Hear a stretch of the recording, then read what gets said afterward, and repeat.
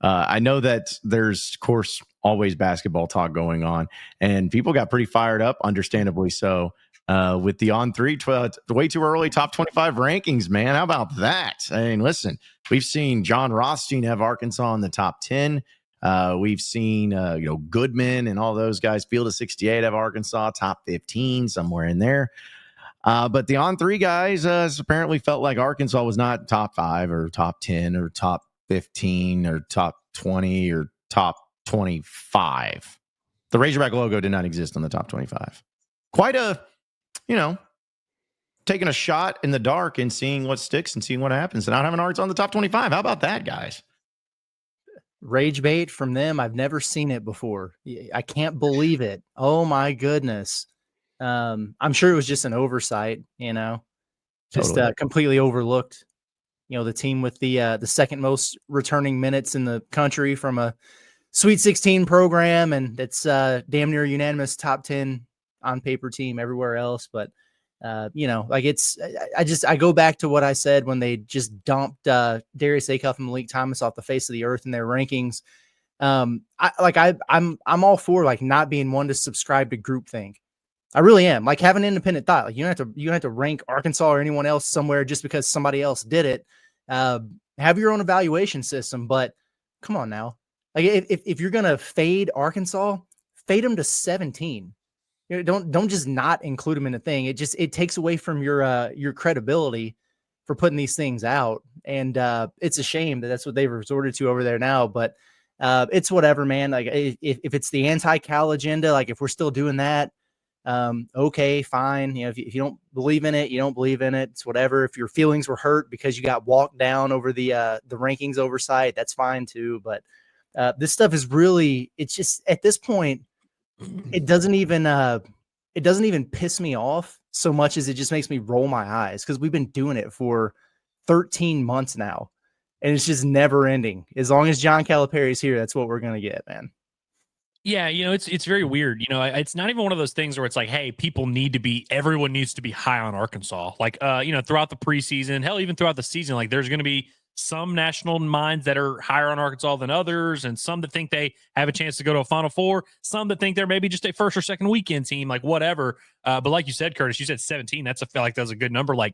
I don't know how you can find 25 teams, at least given the preseason, what we're doing, which is just looking at rosters. That's what all these rankings are based off of. There's not really a case to be made that that there's 25 teams in a better situation than Arkansas. And so I don't understand how you can go that far on it. And again, like you say, it's either just a complete miss of he just kind of forgot about them, or it's one of those things where he knew it was going to draw a lot of reactions, which, by the way, we all know this as Hog fans. If we think, national guys, I'm not saying they're just everything they put out is trying to incite rage, but I think national guys have certainly figured out you're going to get a reaction from Arkansas fans. You rank them 1, you're going to get a reaction. You rank them 150, you're going to get a reaction. And so I have no doubt that crossed this guy's mind. I kind of forgot his name, honestly. Well, I was laughing about it too because I had to double check, guys. I know that On3 has a lot of different people on here, but I saw someone tweet about Arkansas being left out of the top 25. I didn't see the link or anything. I just saw some tweets. Okay, well, let me go check On3. And I go to On3 and I see, well, hold on a second. Oh, James Fletcher puts out something I think on May 5th. Okay, from On3, talked about his way too early top 25. He's at Arkansas at 14. Oh, well, that's fine. Yeah, I don't know what people are talking about. But then I see Jamie Shaw, who was the one that put it out there. And this was about 3 hours ago, and he doesn't have Arkansas in it at all. And that's the thing where, as you said, Curtis, and as it's been pretty much known, people are going to have certain things, certain narratives, certain interactions to try to get clicks or whatever it is. And that's the whole deal is I could be fine with them being ranked, as you said, 17. And, would I still think it's too low? Of course I will. Will Razorback fans think it's too low? Of course we will. But there's some things that are just so blatantly intentional that it becomes humorous.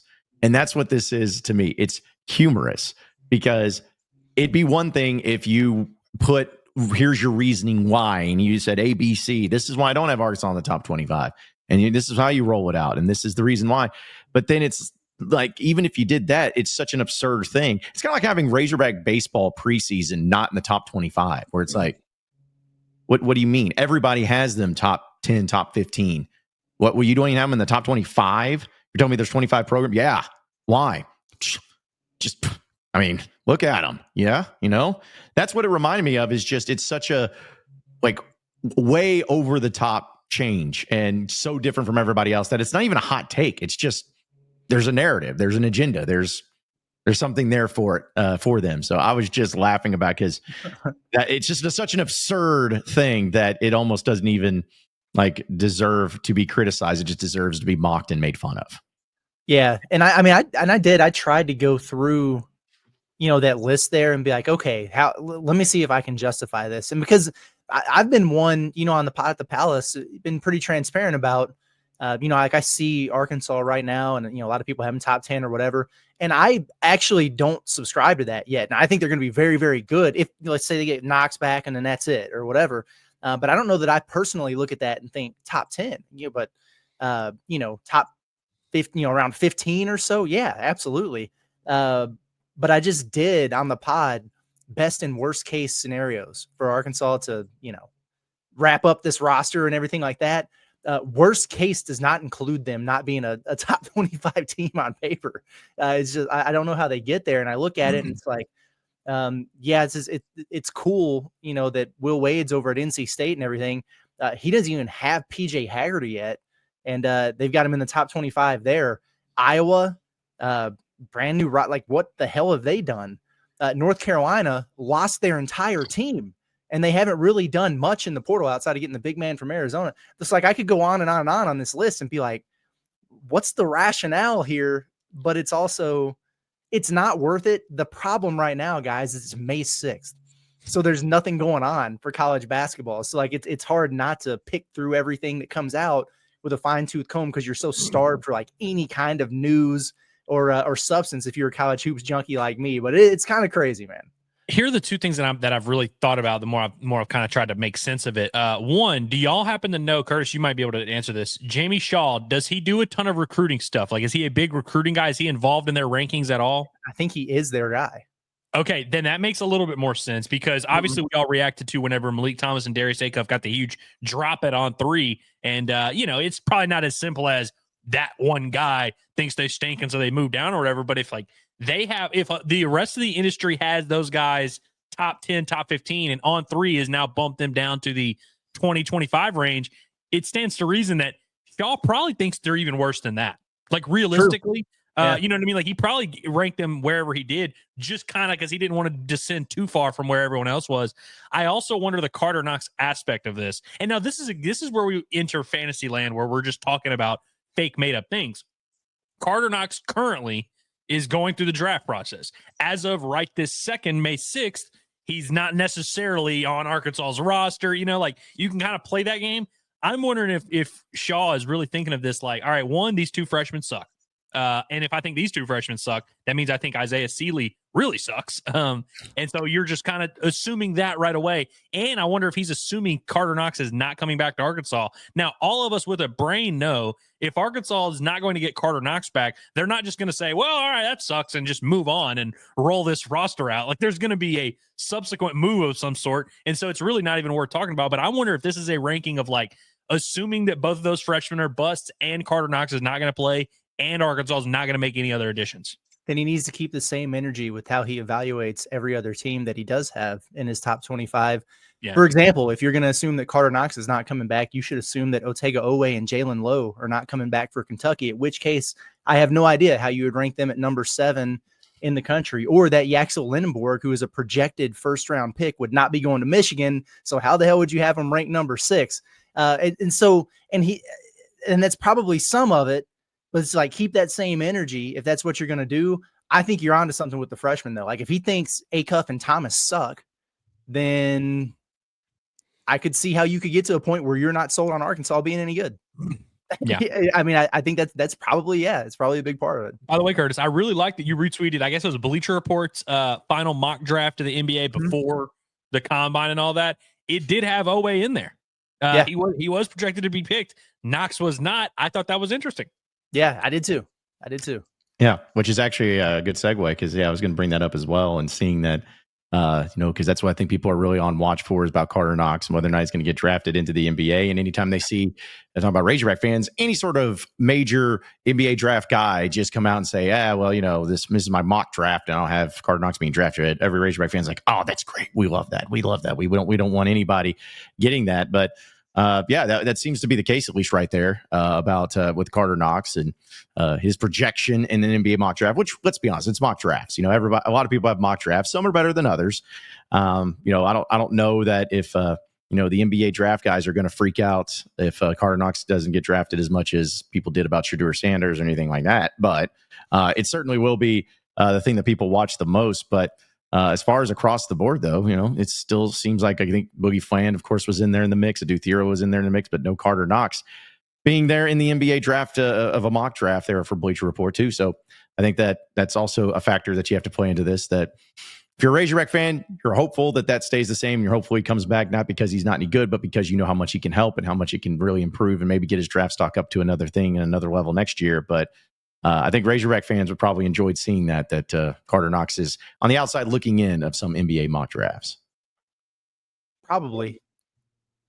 It's like I don't have that much else to say about the draft or back to college thing. I mean, none of it really matters. Like, I don't understand why people continue to put out these new mocks right now. And I guess like some guys are, well, in fairness, some guys are doing workouts or whatever, so you're probably getting a little bit more feedback. So I think that probably helps. If I'm going to be fair there, but like until the combine, it doesn't matter. Like that's the end all be all. Like for Knox, we should be operating for the next 5 days on, the dude's coming back. Like he'll be back at Arkansas for sure. And you should feel that way unless something significantly changes. Like, like once he gets to the combine, if that's the case, then we worry.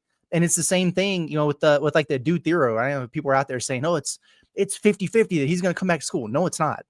It's just not. I'm sorry. That's just that's not rooted in fact. If he has the opportunity to go to the draft and be taken like anywhere near where he was projected in that mock that you just referenced, he's out of here, man.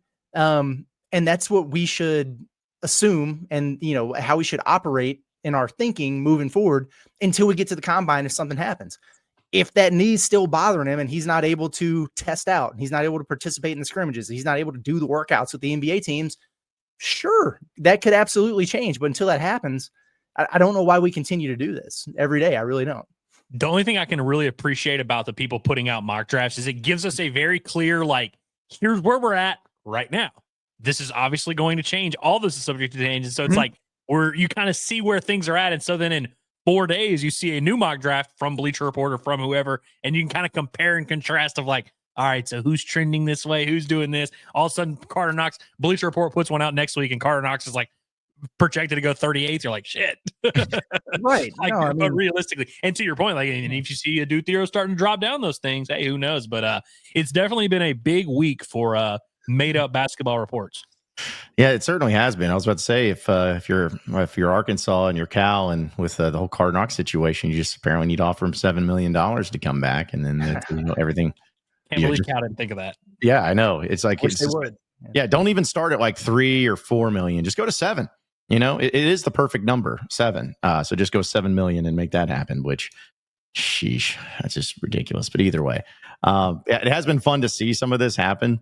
And I think it's just part of the transfer portal NIL era of stuff where just it's almost so much more difficult, which I know, Curtis, you talk about every day, and we talk about it a lot on here at Inside Arkansas Live, but just knowing the big picture of college basketball, college sports, college athletics in general, and in the NIL and stuff, it's almost like you just see stuff get thrown out there and no one knows what to believe. So they're gonna choose to believe what they want to believe. Like they're gonna choose to believe this over here. If, like, for instance, this deal with saying like Boogie Fland and $7 million or whatever it is for Florida. Anybody that's a Florida fan that may love Boogie Fland, they're going to believe it. They're like, of course, yeah. I mean, look how much we just won the championship. We have $7 million to throw around. But then there are people that are just going to say, well, I choose not to believe that because of the fact that I think it's stupid and insane, and it's actually completely and totally factually incorrect. And so you're going to have people going back and forth, but that's everything now when it comes to NIL and these numbers to get thrown around. It's like people just don't know what to believe. People are like, okay, so is this an agent and a representation that's thrown out this number? Is it a school? that's throwing out this number? Is one doing it for leverage? Is one doing it for recruiting purposes? Is it actually real? Is it higher? Is it lower? It just confuses people to where now people just really just don't know what to believe, and they don't know who to believe, and they don't know what's real and what's not in this era. So I think it just kind of makes people crazy. But honestly, it just makes people crazy about everything and why they hate it so much, but also why they're kind of sitting back and just not wanting to believe anybody unless they see actually hard, concrete evidence on anything. When you're in a time period where there's no news, you tend to believe, anything that's put out there as news. It's hard not to, because you're just like, man, can we get something? Can we hear anything? When really it's just kind of a waiting game. I do think it's important to distinguish with the Boogie stuff. And I know that went nuts yesterday and it was like every draft analyst, national recruiting guy, whatever, all at the same time that was, quoting that Boogie report. And it's like, this is crazy. Like, this is the stupidest thing I've ever heard. And I talked about this on the pod this morning, but like, why do you think that was the case? It's because somebody, whether it was Florida, people over there, just hitting all these guys up saying, yo, this is ridiculous. Like we couldn't even keep Denzel Aberdeen because we want to give him more than $1 million here. And like, we're recruiting, Desmond Clott, like whoever else. Like, we don't need people thinking we're handing out $7 million to an inefficient, guard. So it could have been that. I have reason to believe that part of it would be coming from Boogie's camp too, because as I understand it, some of those numbers have been really, laughed off there as egregious, which we know that they are. And that all can be a thing, but the Boogie and Florida stuff, I believe to be real. I'm not saying he's going there, but what I'm saying is if he doesn't like where he's at with the draft process, and if he does ultimately decide to go back to the portal, Florida is a very real destination that he could land at. He just wouldn't be landing there for $7 million or whatever. He wouldn't even get half of that. But because initially it was like, if he comes back to school, it's probably St. John's. That makes a ton of sense. They filled up. Like Rick Pitino, he ain't gonna sit and wait. So then you look at the next tier teams. Florida makes a ton of sense. I mean, there's a starting spot for him right there in that backcourt. North Carolina would be another one. There'd be a lot of schools in there on him. So the Boogie Florida stuff, I think there's definitely a dot to be connected. Just the crazy, like the funny money there, not so much. Yeah, I do think that's funny how, like we said in the moment when that number first got floated around, we were like, there's a reason people want this number floated around. Mm-hmm. There's also a reason, like you said, why people don't want that number, why someone like Florida, someone like Todd Golden, who just got an extension today, by the way, why he would not want that number to be floated around. And yeah, even Boogie's camp, where like, if NBA teams think that he's about to get paid $7 million, that probably makes him less attractive as a potential, you know what I mean? Like, obviously they're still going to do what they want to do, but it definitely affects things. And so it's always funny to see the flow of information, how little any of that information turns out to be truthful. And it's crazy that like so many people just really like believe everything. And like, there's no like nuance to it. Like, there's no like, okay, this is being said. Is this true? Why is it being said? What does that mean? And I feel like we do a good job on the show of trying to kind of track all the information. And look, we get stuff wrong all the time. There's incorrect information out there every day. Hell, we've 1000% talked on this show about something that turned out to be completely inaccurate. But I do feel like we at least have some type of, I know we're not the show of record, but we at least try to be like, all right, this is what is being reported. This is what's being said. What do we think about it? Is that real? And then we kind of adjust when we need to adjust. And there's a lot of people in this industry who just say shit and then move on and never have any like don't have any accountability, don't ever acknowledge it ever again, and people forget over time. And that's crazy to me. Well, because here's the deal: is it has to deal with money, and when it's with money and how much people get paid, especially in sports, like for instance, professional sports, NBA, NFL, all of that. How do you know how much someone is getting paid? Because they sign a contract, signed, sealed, delivered, and it has the amount. It has all of that information. So there it is. There's your hardcore evidence. But we've all done this, and we do this what many people have done it, where if they float numbers out, if you're someone who's trying to get a job, for instance, and you feel like you have a little piece of leverage, you're always going to have your asking price be at a much higher thing than what you were willing to take. And it's going to be the same thing if you're a company looking for an employee. You're probably going to throw a number that's much lower than what you're willing to go. It's all these games that go along with it. And that's what this has become, is because there's no hardcore, like, again, no contracts being signed, at least not to the public eye officially here. This type of stuff is more of just speculation of like, well, they would, maybe, possibly spend that much money. And everyone's like, well, hold on a second. How would $7 million on one player? Do they have that type of money? And then you start thinking, well, geez, I saw the SEC network paid him $60 million last year. I guess they do have that money, because I'm sure that's what that money would go to as a player, instead of, going to other things. So people just start throwing the things in their mind where if they don't have any of the concrete signed paperwork, it's just, well, here's a number that maybe could be kind of cool and fun to talk about and make sense. And who cares about where it's coming from? Who cares about where they would get the money from?